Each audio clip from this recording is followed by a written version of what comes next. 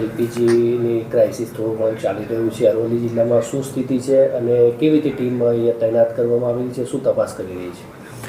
જી, અરવલ્લી જિલ્લામાં જે વૈશ્વિક પરિસ્થિતિના અનુસંધાને જે એલપીજી ગેસની બોટલ છે તેનો જે લોકોમાં એક અછતનો ડર અને ભય જે માહોલ બન્યો છે તેના અનુસંધાને જિલ્લા કક્ષાના અમારી જે ટીમ છે 3 SAK સપ્લાય ઇન્સ્પેક્ટર છે અને સાથે સાથે 6 તાલુકા, અત્યારે 8 બન્યા છે.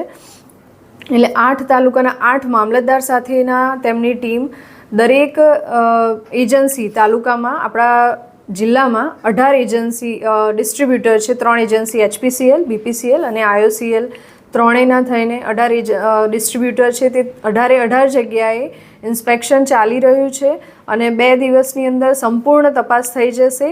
સાથે સાથે અમે છેલ્લા 3 દિવસથી રોજ તેમની કેટલી આવક છે, કેટલો સ્ટોક છે અને કેટલું લોકોનું વેઇટિંગ છે તેની પણ માહિતી લીધી છે.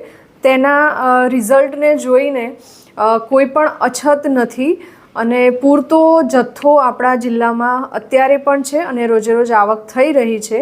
એટલે લોકોને અપીલ છે, ગ્રાહકોને અપીલ છે કે કોઈ પણ જગ્યાએ જો કાળાબજારી થાય છે અથવા તો સંગ્રહખોરીનું એમને ધ્યાને આવે છે તો અમે આ પછી 8 તાલુકાના સંપર્ક નંબર આપી રહ્યા છીએ અને જિલ્લામાં પણ સંપર્ક નંબર આપી રહ્યા છીએ જેની ઉપર તે માહિતી આપે અને તેના અનુસંધાને અમે કાર્યવાહી પણ કરીશું.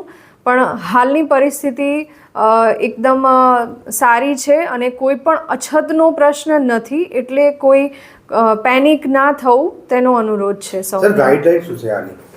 ગાઈડલાઇનમાં એવું છે કે ગ્રામ્ય લેવલે અને અર્બનમાં બંનેમાં જો કોઈ પાસે ડબલ કનેક્શન છે તો 30 દિવસે બીજું કનેક્શન નોંધાવી શકે છે અને એક જ કનેક્શન છે તો 25 દિવસે.